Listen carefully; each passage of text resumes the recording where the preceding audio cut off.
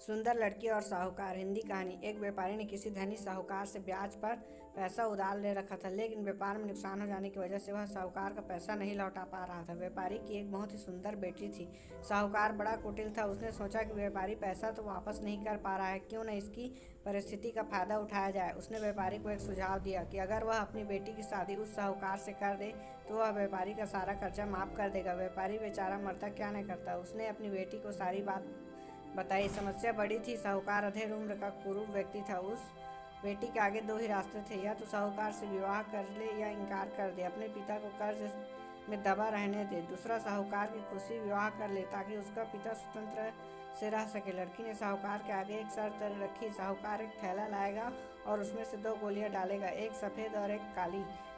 इसके बाद लड़की उस थैले में आंख बंद कर कोई एक गोली निकालेगी। गोली अगर काली निकलेगी तो लड़की साहूकार से विवाह कर लेगी और उसके पिता का कर्ज माफ़ कर देगा। अगर गोली सफ़ेद निकली तो पिता का कर्ज माफ़ किया जाएगा, लेकिन लड़की साहूकार से विवाह नहीं करेगी। साहूकार तुरंत मान गया और जल्द ही एक थैला लेकर आया। वह जब थैले में गोलियां डाल रहा था तो लड़की ने देखा कि साहूकार ने चालाकी से दोनों गोलियां काली ही डाली है। अब लड़की परेशान हो गई। अब वह करे तो क्या करे। साहूकार का भंडा फोड़ दे तो वह दूसरी किसी चाल में उसको जरूर फंसाएगा। लड़की ने कुछ सोचकर आगे बढ़ा और उसने थैले में से एक गोली निकाली और गोली बाहर निकालते ही उसने हाथ से छोड़ दी, जिससे गोली नाले में जा गिरी।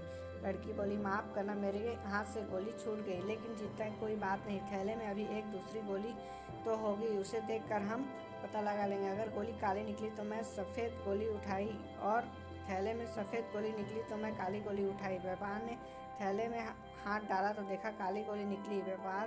व्यापारी बोला, आह बेटी, थैले में काली गोली बची है, इसका मतलब तुमने सफ़ेद गोली चुनी थी। साहूकार बेचारा बोलता भी क्या, अगर बोलता तो चोरी पकड़ी जाती। इस प्रकार पिता का कर्ज भी माफ़ हो गया और बेटी ने अपनी रक्षा भी कर ली। दोस्तों, अब तक आप समस्याओं के समाधान के बारे में नहीं सोचेंगे, तब तक आप समस्याओं में उलझे रहेंगे। अपने विचारों को खुलने दें, थोड़ा हट कर सोचें। यह सोचें कि समस्या का हल, मेरी समस्या का कोई ना कोई हल जरूर होगा। जब आप ऐसा सोचने लगेंगे तो यकीन मानिए आपकी समस्याओं के हल भी मिलना शुरू हो जाएंगे। Thanks for watching. Subscribe for more video. Thank you.